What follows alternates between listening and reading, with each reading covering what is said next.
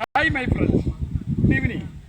ഞാൻ നിൽക്കുന്നത് തണ്ണീർമുക്കം തണ്ണീർമുക്കം തണ്ണീർമുക്കം എന്ന് പറയുന്ന സ്ഥലം നമ്മുടെ വളരെ പ്രസിദ്ധമായ വൈക്കത്ത് നിന്ന് ആലപ്പുഴ പോകുന്ന വഴിക്ക് ഉള്ള ഒരു ബണ്ട് റോഡാണ്. ഈ ബണ്ട് റോഡിൻ്റെ സവിശേഷത എന്ന് പറഞ്ഞു കഴിഞ്ഞാൽ വേമ്പനാട്ട് കായലിൻ്റെ കുറുകെ ഒരു തടയണം നിർമ്മിച്ചിരിക്കുന്നതാണ്. അങ്ങനെ പറയുന്നത് റെഗുലേറ്റർ കം ബ്രിഡ്ജ് എന്നാണ്.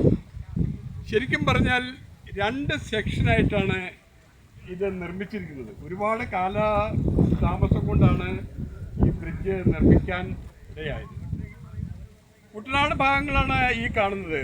ഒപ്പം കോട്ടയം, കുമരകം ആ പ്രദേശങ്ങളുമാണ് ഈ കാണുന്നത്. ഇവിടെ ഈ കായൽപ്പരപ്പ് കഴിഞ്ഞാൽ അങ്ങോട്ട് ചെന്ന് കഴിഞ്ഞാൽ കൃഷിഭൂമി, കുട്ടനാടിൻ്റെ നെല്ലറയും മറ്റുമുണ്ട്.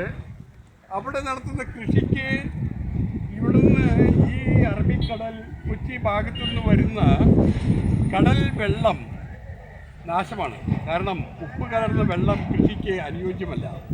ആയതുകൊണ്ടാണ് ഇവിടെ ഈ തടയണ നിർമ്മിച്ചത്. ഈ തടയണ നിർമ്മിച്ചു കഴിഞ്ഞപ്പോൾ അപ്പുറ സൈഡിലുള്ള വെള്ളത്തിൻ്റെ ലെവലും ഈ സൈഡിലുള്ള വെള്ളത്തിൻ്റെ ലെവലും വ്യത്യാസമുണ്ട്.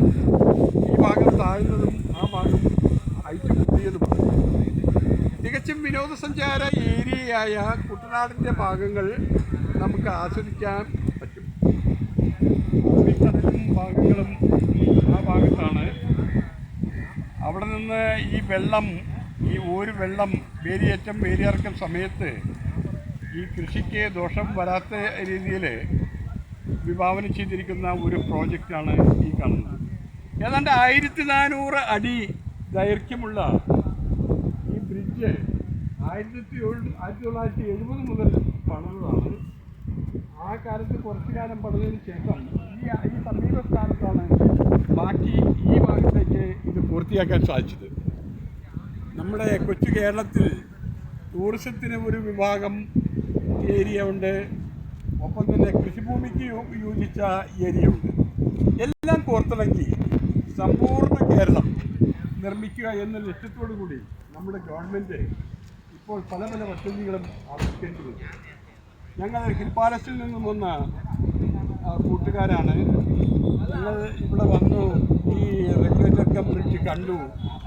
അതിനുശേഷം ഈ സമീപ പ്രദേശത്ത് ഉള്ള സ്ഥലങ്ങൾ എല്ലാവരെയും ഒന്ന് പരിചയപ്പെടുത്തുന്ന ഒരു ഉദ്ദേശത്തോടു കൂടിയാണ് ഈ വീഡിയോ ചെയ്യുന്നത്. എല്ലാവർക്കും നന്ദി, നമസ്കാരം. ഞാൻ ജോൺസൺ.